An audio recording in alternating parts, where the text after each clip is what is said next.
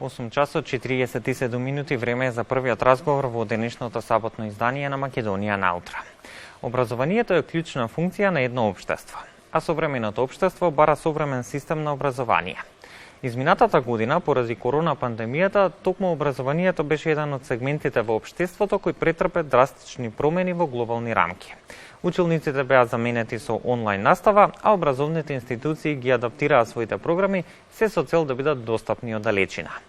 Каква е ситуацијата во Франција на ова поле и како тие искуства се пренесуваат во нашата земја? Ова утро разговараме со Пиер Жименез, директор на училиштето ЕФИС, и Билјана Зашаровска-Кракутовска, која што ќе ни помогне околу преводот. Добро утро и добро ни дојдовте. Bienvenue.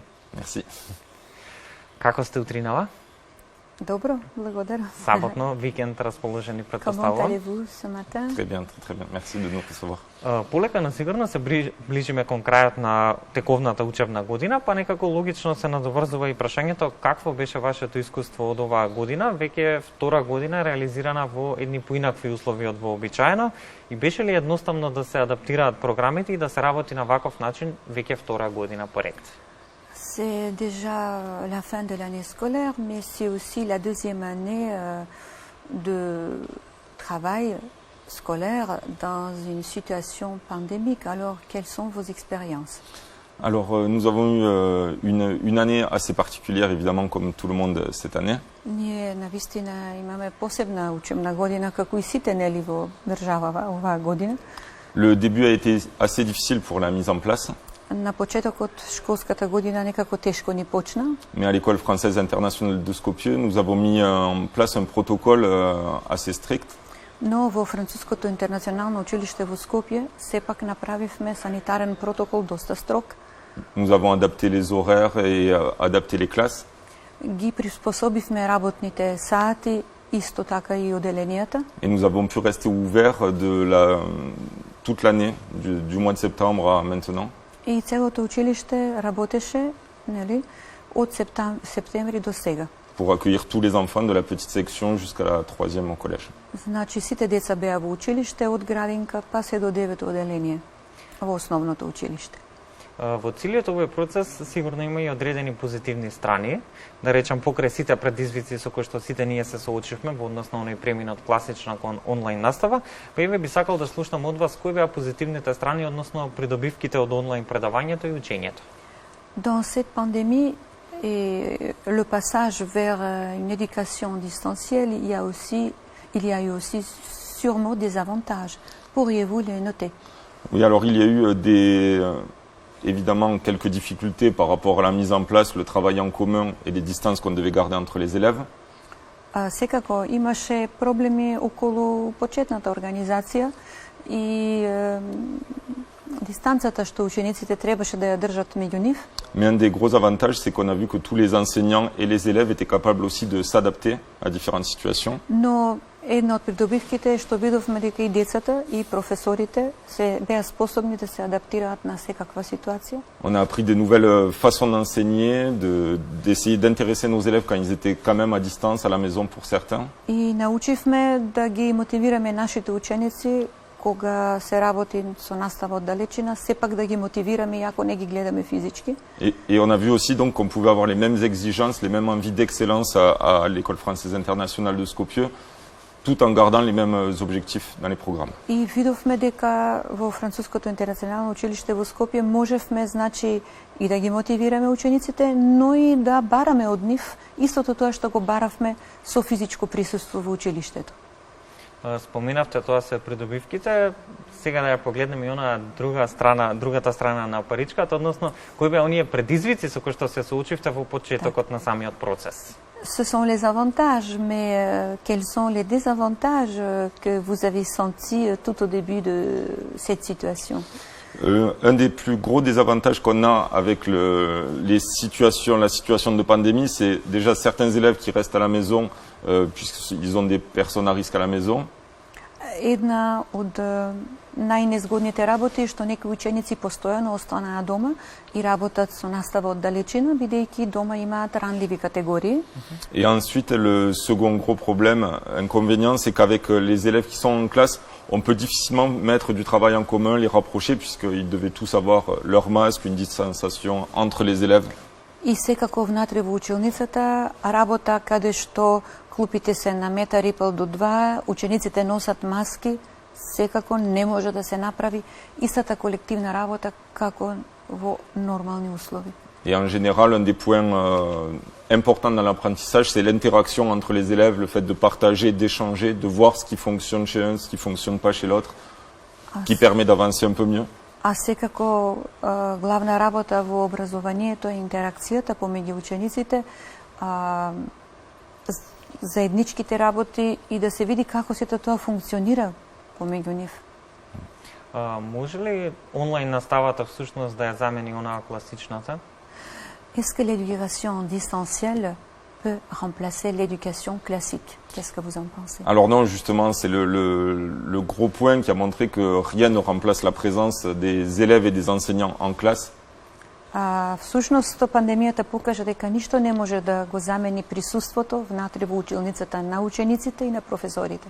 Il est dur pour les élèves de se concentrer quand ils sont uniquement à la maison derrière leurs écrans. Тешко е за учениците да се сконцентрираат кога се сами дома пред екраните на компјутерот.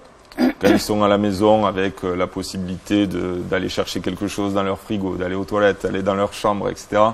C'est très difficile pour eux de rester concentrés sur ce Кога qu'on се dit. дома пред компјутерот, многу пати имаат желба да станат да си земат нешто од фрижидерот, да си отидат до тоалет, нешто друго да направат и така концентрацијата се разнесува.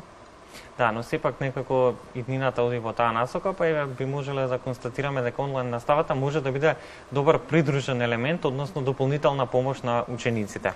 Вие сте французин кој што одскоро живеете во земјава со семејството, па и може ли да направите една паралела на образовниот систем таму и тука? Vous êtes un Français qui, depuis peu de temps, est arrivé en Macédoine. Est-ce que vous pouvez faire une parallèle entre l'éducation en France et l'éducation en Macédoine? Alors oui, il y a beaucoup de choses intéressantes. Je ne connais pas assez encore le système macédonien. Да, секако има многу интересни работи, но јас самиот не го познавам македонскиот образовен систем. Une des grosses différences que j'ai vues, c'est l'importance qu'on a en France sur la maternelle. Една од големите разлики кои ги видов е значењето кое Франција го дава на образованието во градинките, во предшколското образование. Maintenant, en France, l'école est obligatoire à partir de 3 ans, Сега во Франција градинката е задолжителна од 3 години, avec des programmes nationaux, des objectifs d'apprentissage pour les enfants à partir de 3 ans qui sont progressifs pour toute la scolarité. и има национална програма каде што која што се однесува за од 3 години па се до 6 години, нели, до големата група. C'est pour ça que dans notre école, nous acceptons à l'école française internationale de Skopje les élèves à partir de 2 ans. Ние сепак во француското интернационално училиште во Скопје прифаќаме деца почнувајќи од 2 години.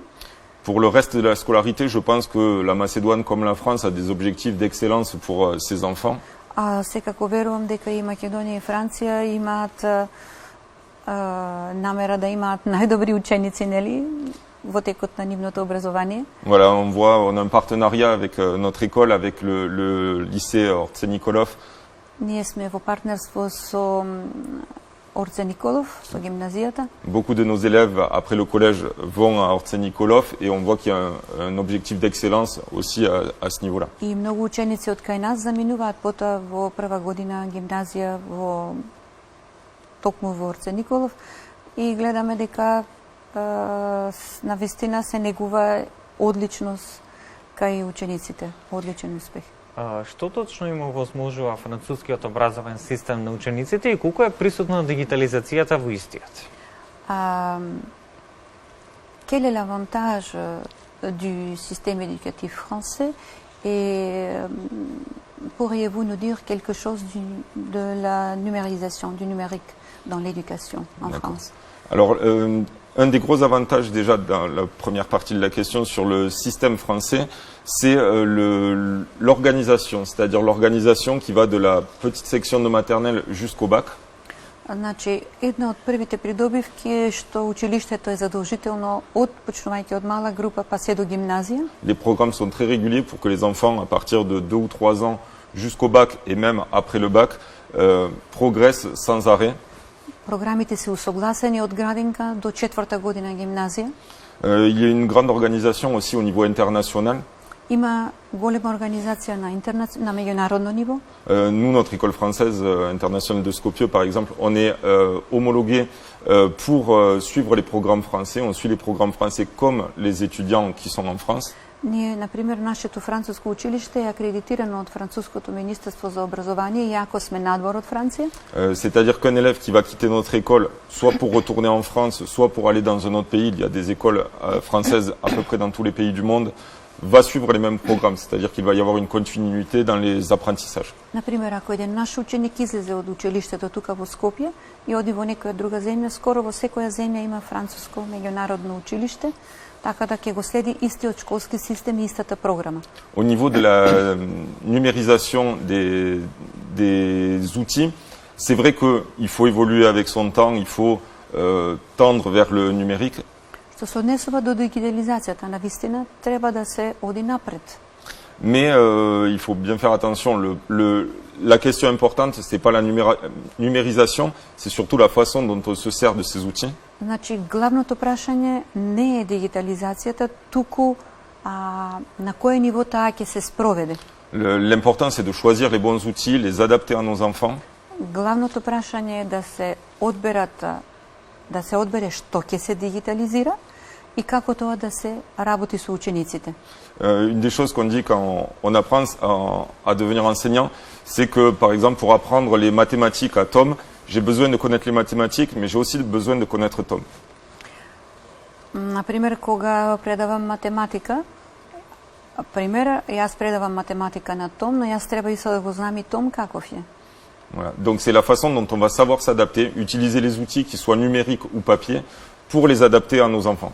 C'est comme ça qu'ils vont pouvoir viser ce niveau d'excellence. Значи мора да се познава ученикот, да се приспособите на неговите знаења, дали ќе биде тоа по дигитален или по друг физички пат, не е важно.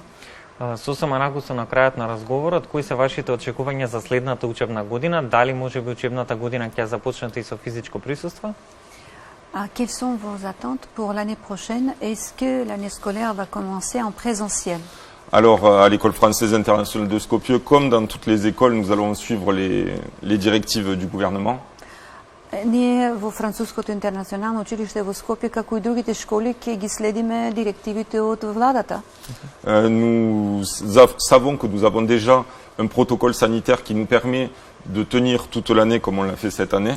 Ние знаеме дека имаме добар санитарен протокол кој ќе ни овозможи целата година да работиме. Само да напоменам, работевме со 22 часа присуство целото училиште и 4 часа настава на далечина.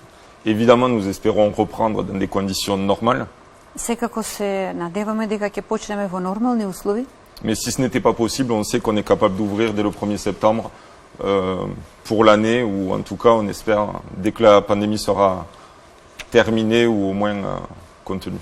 Но секако знаеме дека можеме да продолжиме по истиот пат, нели со комбиниран модел, или и да држиме цела година како и сега, или пак со нешто друго што ќе ни биде предложено.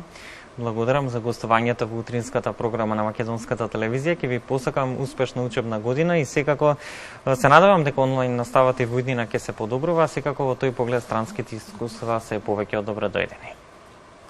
Je vous remercie de votre participation dans notre émission. J'espère que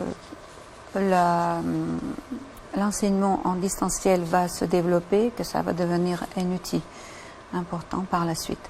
Je vous remercie, Blagodaram. Merci.